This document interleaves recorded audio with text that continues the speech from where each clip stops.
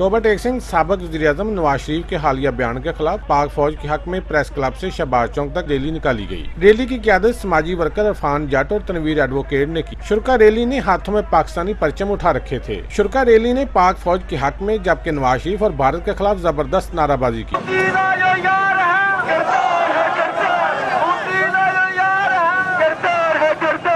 शुरा rally ने पाकिस्तान जिंदाबाद और पाक फौज जिंदाबाद के नारे भी लगाए।